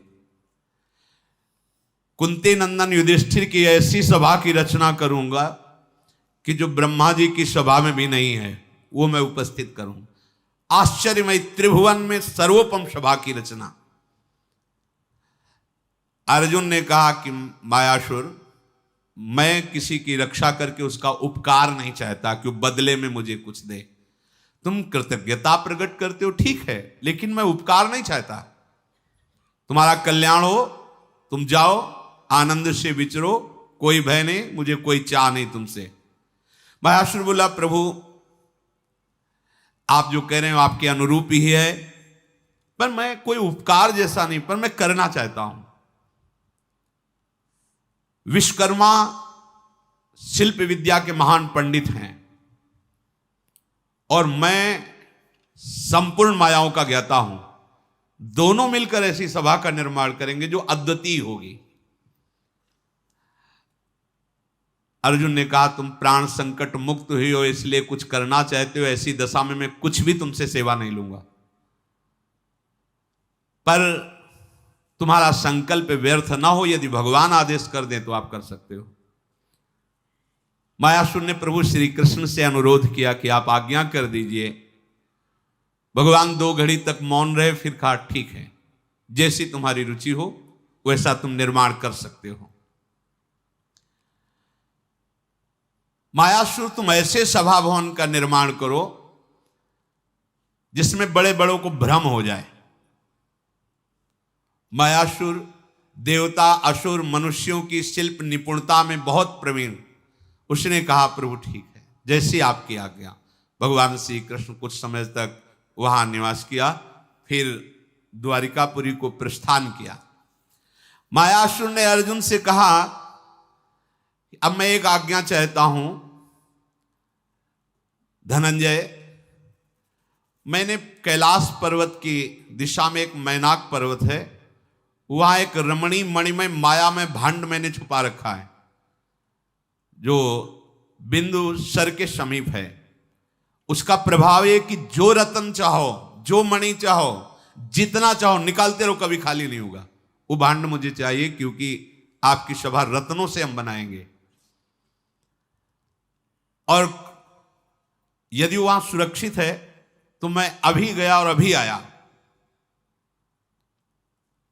और एक बिंदु सरोवर में भयंकर गदा पड़ी हुई है जो मुझे पता है।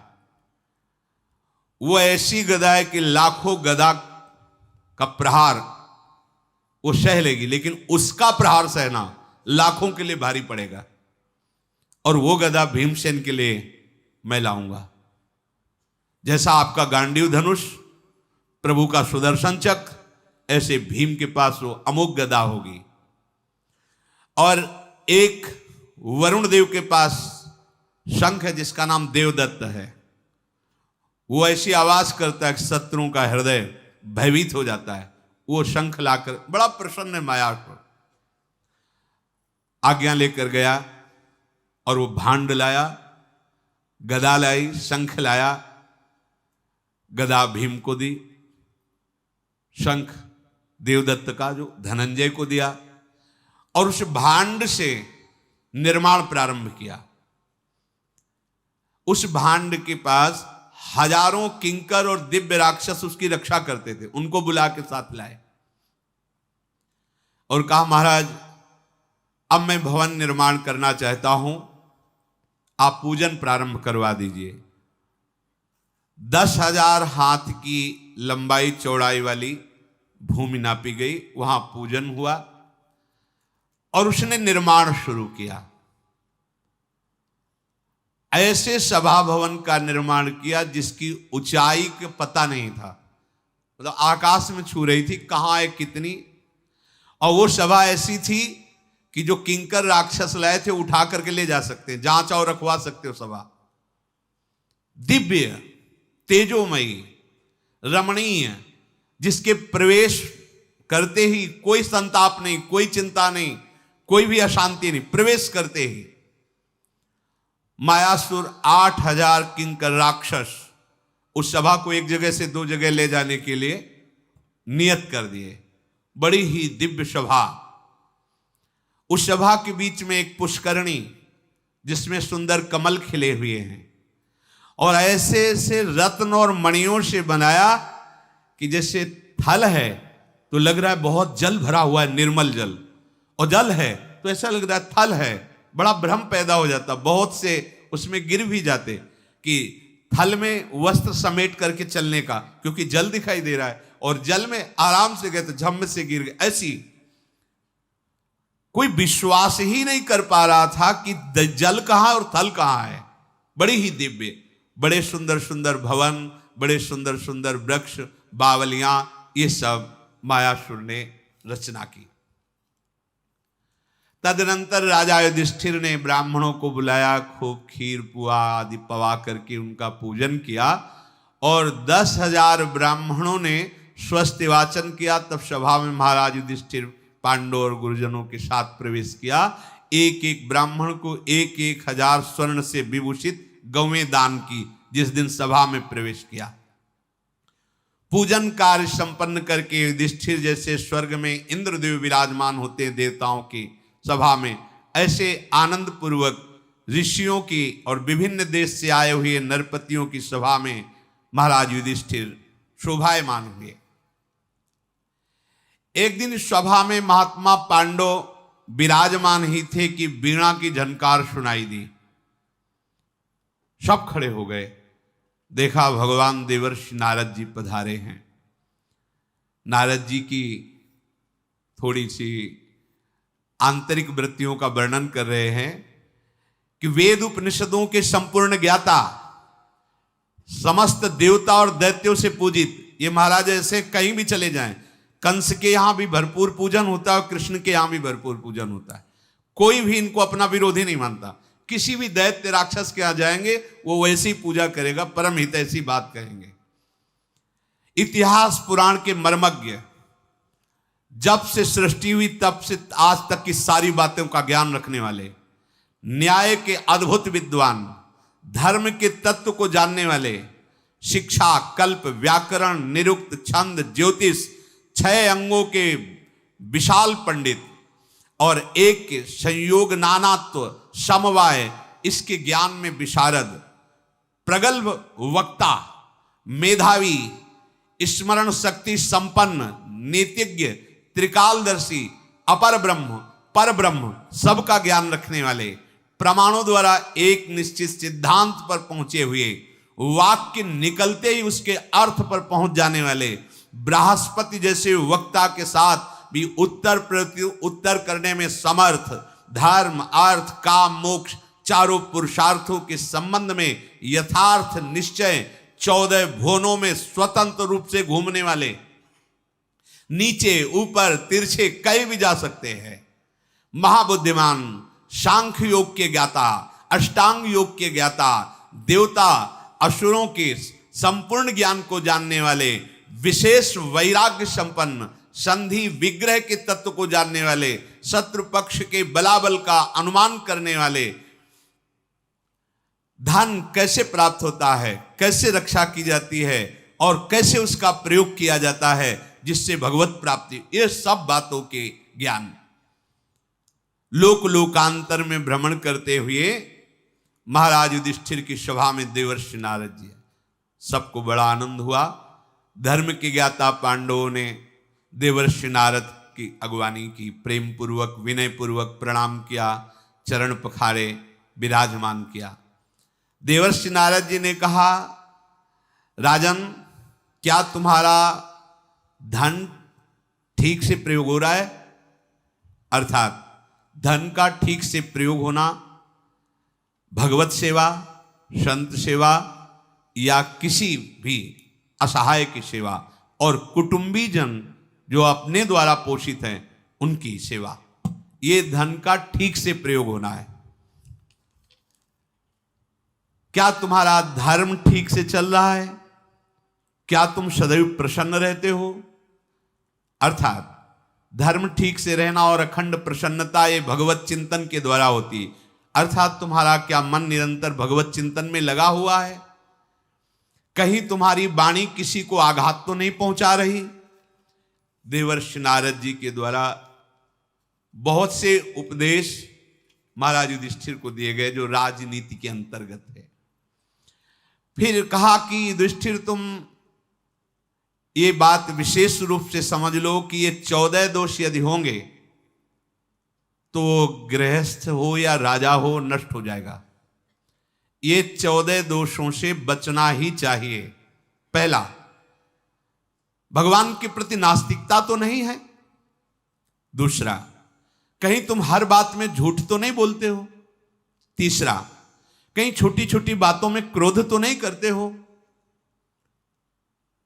अगला, कहीं तुम जो धर्म शास्त्र से प्रदत्त नियम है उनको करने में प्रमाद तो नहीं करते हो? कहीं तुम्हारे अंदर दीर्घ सूत्रता तो नहीं, अरे कल कर लिया जाएगा? कहीं तुम ऐसा तो नहीं भगवत प्रेमी महात्माओं की अवहेलना करते हो और उनका संग ना करते हो? कहीं ऐसा तो नहीं कि तुम आलस्य के वशीभूत रहते हो? कहीं ऐसा तो नहीं कि पांचों इंद्रियां तुम्हारी भोगों में लगी हुई हैं? कहीं ऐसा तो नहीं कि अपने जो रक्षक भाव से तुम्हारी शरण में परिवार के जन या और भी जन, उनको छोड़कर अकेले सुख भोगते हो? कहीं ऐसा तो नहीं कि तुम मूर्खों से मित्रता करके उनकी सलाह पे चलते हो? कहीं ऐसा तो नहीं है कि जो कार्य निश्चित अभी करना चाहिए उसको टाल करके आगे के लिए छोड़ देते हो? कहीं ऐसा तो नहीं है कि तुम्हारी गुप्त मंत्रणा बाहर प्रकाशित हो रही है? कहीं ऐसा तो नहीं जो भागवतिक उत्सव करना चाहिए वो तुम नहीं कर रहे हो? कहीं ऐसा तो नहीं कि कोई तुम्हारा नाश करना चाहता हो, तुम सावधान नहीं हो? यदि ये 14 दोष हैं तो चाहे वो गृहस्थ हो या राजा हो, उसका पतन हो जाता है। हे राजन, इन 14 दोषों से अपने को कभी नष्ट ना होने देना। तुम्हारा वेद सफल है, तुम्हारा धन सफल है, तुम्हारी स्त्री सफल है, तुम्हारा शास्त्र ज्ञान सफल है। युधिष्ठिर जी ने कहा, महाराज ऊपर की बातें तो समझ गया, पर वेद सफल है, धन सफल है, स्त्री सफल है, शास्त्र ज्ञान सफल है, इसका मतलब क्या? तो राजन, वेदों की सफलता है ब्रह्मबोध में, दूसरों की सेवा करने में, भगवत सेवा, संत सेवा आदि आदि। ये धन की सफलता मानी जाती है, और स्त्री की सफलता है पुत्र प्राप्ति में, संतान प्राप्ति में, और शास्त्र ज्ञान की सफलता है इंद्रियों को पर विजय प्राप्त करने में। ज्ञानी हो तो इंद्रियों को संयम में रखो। श्रद्धावान लभते ज्ञानम तत्परा संयतेन्द्रिया। ज्ञान का लक्षण ही है इंद्रियों पर शासन करना, खुला भोगों की तरफ ना छोड़ना। देवर्षि नारद जी महाराज युधिष्ठिर को समझाते हुए कहा कि मैंने यम सभा को भी देखा है, इंद्र सभा को भी देखा है, ब्रह्म सभा को भी देखा है, वरुण सभा, हर सभाओं में, पर भगवान श्री कृष्ण की कृपा से तुम्हारी सभा सबसे उत्तम बनी हुई है। कुंती कुमार, मैं जब देवलोक से जा रहा था तो वहां तुम्हारे पिता पांडु मिले और उन्होंने प्रणाम करके हमसे कहा कि हे ऋषि, आप मनुष्य लोक में तो जाते आते ही रहते हो, मेरा प्रणाम स्वीकार करें और मेरे बेटा युधिष्ठिर से कहना कि यद्यपि मुझे धर्म के कारण बहुत से उत्तम लोग प्राप्त हुए हैं, पर यदि तुम राजसूय यज्ञ कर लोगे तो मुझे और उत्तम लोगों की प्राप्ति होगी, और तुम कर सकते हो। तुम्हारे भाई बलवान हैं, राजसूय यज्ञ वही कर सकता है जो विश्व पर विजय प्राप्त कर ले। तो मेरे पांचों पुत्रों से कहना कि हमारी बड़ी लालसा है कि तुम वहां राजसूय यज्ञ करो तो मुझे प्राप्त हो जाएगा यहां उसका फल, और मैं उत्तम लोकों में सुखपूर्वक विचरण करूंगा। तो पांडुनंदन, तुम्हें अपने पिता पांडु की सूचना हमने दी, तो तुम संकल्प करो राजसूय यज्ञ करने का। युधिष्ठिर जी ने नारद जी का पूजन किया, नारद जी अंतर्ध्यान हो गए। अब विचार किया, राजसूय यज्ञ छोटी मोटी बात तो है नहीं, तो अपने भाइयों को, मंत्रियों को, मुनियों को और फिर भगवान श्री कृष्ण को भी बुलाया और कहा, पिता ने परलोक से आदेश किया है देवर्षि नारद से कि हम राजसूय यज्ञ करें, तो प्रभु आप सबकी क्या सलाह है? तो भगवान ने कहा, राजसूय यज्ञ तो करना ही चाहिए आपको, इतने प्रतापी हो, पर राजसूय यज्ञ करने में जो सबसे बड़ी बाधा है वो जरासंध है। भूपालों पर विजय प्राप्त करके ही राजसूय यज्ञ होती है, और इस समय 14% छोड़ करके 100 में सब राजा बंदी बना लिए गए हैं, जरासंध की कैद में है। वो इतना भयंकर बलशाली, कोई उसे मार ही नहीं पा रहा है, क्योंकि उसकी मारने की प्रक्रिया किसी को पता नहीं। अस्त्र शस्त्रों से मरेगा नहीं, काट दोगे फिर नया गर्दन हो जाएगी, फिर जीवित हो जाएगा, मरेगा नहीं। बहुतों ने प्रयास किया है, वो अपने बल पराक्रम से इतना बढ़ा हुआ है कि जहां आक्रमण करता है राजा वो सर झुका देता है। जरासंध इतना प्रबल उत्कृष्ट बलवान राजा है, इतनी राजनीति उसकी उत्तम है कि वो जबरदस्ती सम्राट बन बैठा बिना अभिषेक के। सम्राट पद पर अभिषिक्त नहीं है, पर वो है अपने बल विक्रम से। वो माया युद्ध का महाबली करुषराज दंत्रवत जरासंध के सामने शिष्य की तरह हाथ जोड़कर खड़ा रहता है। विशाल काय हंस डिंभक के महाबली जरासंध के सामने शरण में लोटे रहते हैं। दंत्रवक्त करब मेघवाहन ये बड़े बड़े राजा जरासंध के सामने हाथ जोड़े खड़े रहते हैं। अगर जरासंध नहीं परास्त हुआ तो आप राजसूय यज्ञ नहीं कर सकते। महाभाग युधिष्ठिर जी ने जब भगवान से बात सुनी तो उन्होंने कहा, प्रभु जरासंध तो बड़ा भयंकर है, तो संकल्प ही नहीं करते राजसूय यज्ञ का। सीधे हैं युधिष्ठिर जी, बोले संकल्प ही नहीं करते, हम नहीं करेंगे। उससे कौन लड़ेगा जरासंध से? वो इतना बलवान है।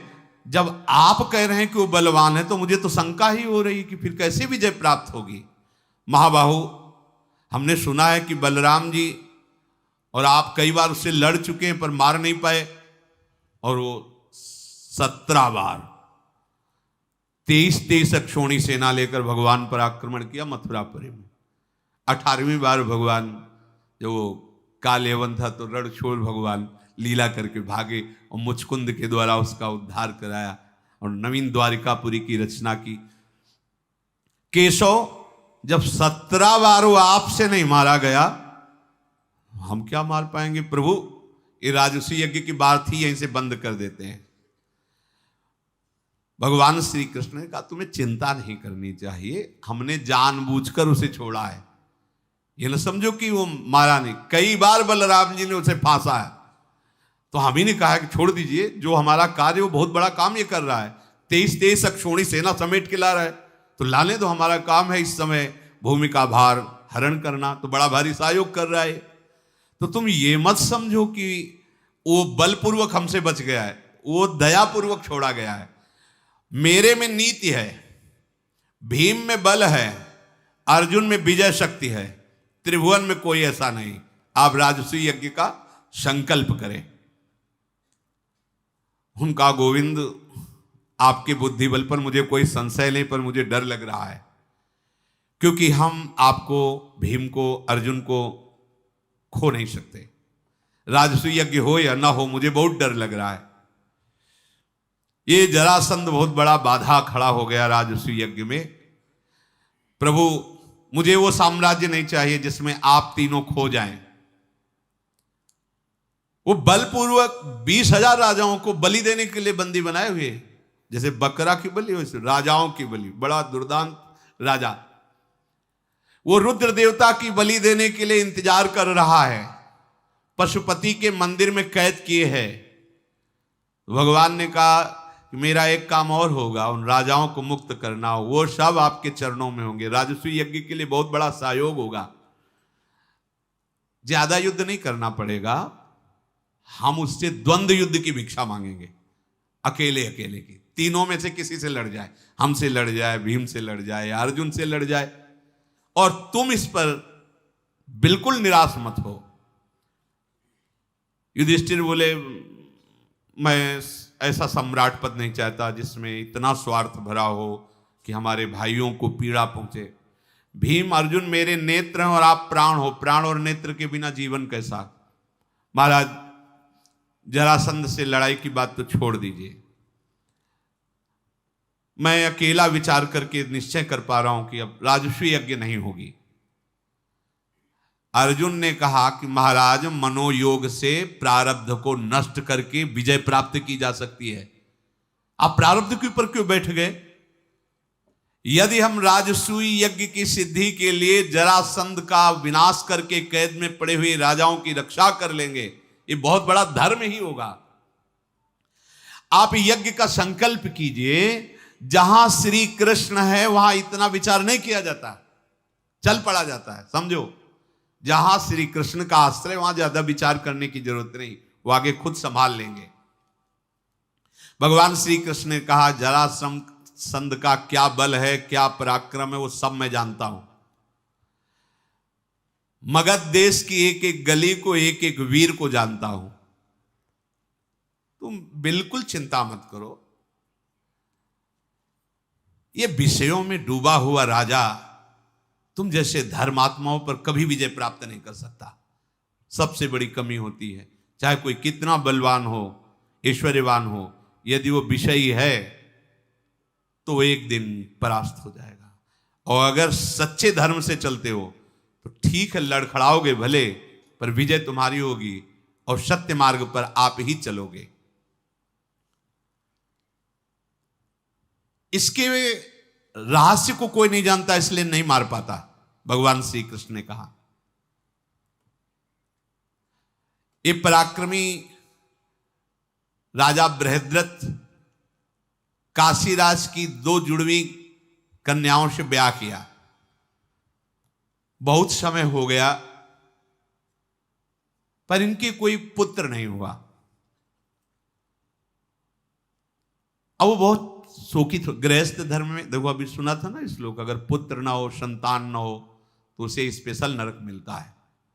या तो फिर विरक्त होकर भजन में लगो तो मार्ग बदल गया, भगवत प्राप्ति करो। ऐसा नहीं, अगर गृहस्थ में हो तो सत्पुत्र सदाचारी पुत्र प्रकट हो, जिससे पितरों का, ये है गृहस्थ धर्म के अंतर्गत। देखो दशरथ जी भी बहुत व्याकुल हुए थे, वशिष्ठ जी के पास कहा था कि फिर तो जीवन बेकार हो जाएगा, क्योंकि हम राजा हैं, गृहस्थ हैं और पुत्र नहीं। तो संगी ऋषि बुला करके पुत्र यज्ञ की, भगवान राम लक्ष्मण भरत शत्रुघ्न का प्रादुर्भाव हुआ। पूरी यौवन अवस्था बीत गई लेकिन एक भी पुत्र नहीं हुआ दोनों रानियों से। अब इन्होंने पुत्रेष्टि यज्ञ कराई पर पुत्र की प्राप्ति नहीं हुई। एक दिन गौतम गोत्री महात्मा काक्षीवान परम उदार चंड कौशिक जी भारी तपस्या को पूर्ण करके वो ऐसे ही वृक्ष के नीचे बैठे आनंदित थे। बृहद्रथ को समाचार मिला कि वो ऋषि नगर के पास वृक्ष के नीचे बैठे हैं। अपनी पत्नी को लेकर के गए और उनकी पूजा प्रणाम नमस्कार किया। जो काम भगवान से नहीं भी बन सके वो भक्तों से बन जाता है, ये खास बात है। भगवान विधान देखते हैं और भक्त भगवान को देखता, विधान नहीं देखता। आपको करना ही पड़ेगा। भाग्य तो तुरंत लिखने में क्या जाता है, उन्हीं के हाथ में है, तुरंत लिखना पड़ेगा उनको। ये रहस्य कम लोग जानते हैं। भक्त चरण धरि भाव तरत भव सिंधु। भगवान विधान दे, पुत्रेष्टि भगवान के लिए तो ही नहीं हुआ, लेकिन अब उनको रास्ता मिल गया। ऋषि भगवान के भक्त अगर हट कर ले तो भगवान विधान देखते हो, भक्त भगवान देखते हैं, इसलिए भगवान को करना ही पड़ता है। अपनी दोनों पत्नियों के साथ चरणों में, महाराज बस मुझे पुत्र चाहिए, पुत्रहीन जीवन हमारा व्यर्थ है, गृहस्थ धर्म बेकार हो गया हमारा, बुढ़ापा आ गया, पुत्र है नहीं तो अब नरक ही तो जाना पड़ेगा। संतानहीन मनुष्य को न इस लोक में कीर्ति होती, न परलोक में, न स्वर्ग के दरवाजे खुलते हैं। रोने लगे। महर्षि को बड़ी दया आई। चंड कौशिक मुनि ने कहा, बृहद्रथ तुम धर्मात्मा हो, उत्तम व्रत का पालन करते हो, तुम्हारी ये दैन्य वाणी सुनकर के मुझे बहुत प्रिय लगा। क्या चाहते हो? उनका पुत्र दर्शन, बस केवल मुझे पुत्र चाहिए। अच्छा तो ठीक है, ऐसे किया तो एक आम का फल आ गया। हाँ ये लो, बहुत सुंदर फल है, इस फल को मैंने अपनी दृष्टि से अभिमंत्रित कर दिया है, अपनी रानी को पवा दो, पुत्र हो जाएगा। जाओ राजधानी को वापस लौट जाओ। और वो पुनः वन भ्रमण करते हुए तपस्या में जीवन बिताने लगे। यजन करने पर भी पुत्र नहीं हुआ था, लेकिन ऋषि भजन, यजन से भी श्रेष्ठ भजन, यज्ञ आदि किससे भी श्रेष्ठ, जो मंत्र जाप कर, जपम सिद्धिम जपम सिद्धिम, जप में बहुत बड़ी सामर्थ्य है। अगर आप निरंतर नाम या मंत्र जप करें, बहुत बड़ी सिद्धि, बहुत बड़ा लाभ है। राजा प्रणाम करके जाने लगे तो ऋषि ने कहा कि तुम्हारी दैन्यता देख करके मैं तुम्हारे पुत्र को 8 वरदान देता हूं। जो पुत्र होगा, पहला तो साधु ब्राह्मण भक्त होगा, युद्ध में अजेय होगा, युद्ध करते हुए उसे कभी अरुचि नहीं होगी, अतिथियों को प्राण देने में भी हिचकेगा नहीं, जो दीन होकर उसकी शरण में आ जाएगा उसकी रक्षा करेगा, बलाभिमानियों के बल का मर्दन करने वाला होगा, और उसकी दृष्टि सदैव कृपा में रहेगी, लोक में अक्षय कीर्ति होगी, प्रजाजनों का बड़ा स्नेही होगा। ऐसा वरदान दिया। मस्तक रख करके फिर घर लौट आए। जो राजकुमार या उनकी पत्नी थी उनको दिया कि फल पा लेना। अब उन दोनों ने कहा कि तुम्हें गर्व रहेगा और मेरे नहीं रहेगा। बोले दोनों काट के पा लेते हैं, एक ही फल है। यद्यपि ऐसे विचारों को पहले मंत्रणा लेनी चाहिए, सलाह लेनी चाहिए, क्योंकि फल खाना था, काट के आधा आधा खाने में, पर उन्होंने किसी से सलाह नहीं ली। फल को आधा आधा काटा और दोनों रानियों ने, और दोनों गर्भवती हुई। राजा को बड़ी प्रसन्नता हुई। जब समय पूर्ण हुआ तो एक एक खंड पैदा हुआ दोनों के शरीर से, आधा इधर आधा इधर। एक टुकड़े में एक आंख, एक हाथ, एक पैर, आधा पेट, आधा मुंह और कटी के नीचे का आधा भाग एक के गर्भ से और एक दूसरे के गर्भ से, ऐसा। और वो तो थर्रा गई भय से, आधा आधा। बड़ा हृदय उद्विग्न हुआ, दोनों बहुत दुखी होकर रोने लगी। देखा तो कहीं कुछ प्राण नहीं चल रहे, कोई जीवन जैसा नहीं दिखाई दे रहा। राजा को सूचना दी, राजा बहुत दुखी हुए। अब निर्णय यही निकला कि इनको फेंके, अब क्या करेंगे, 2 भाग। तो चौराहे के पास एक वृक्ष था, उसके नीचे छोड़ दिया। तो एक जरा नाम की बड़ी प्रभावशाली राक्षसी घुमा करती थी। वो भगवान से प्रेरित, विधान से प्रेरित होकर वहां आई और नवीन दोनों टुकड़े देखे तो दोनों टुकड़ों को ऐसे लेके देख रही थी और ऐसे लगाया, कहा जियो जियो, ऐसे जीवित हो गया। जो ही टुकड़े जुड़े सो बालक रोने लगा, सर्वांग पुष्ट।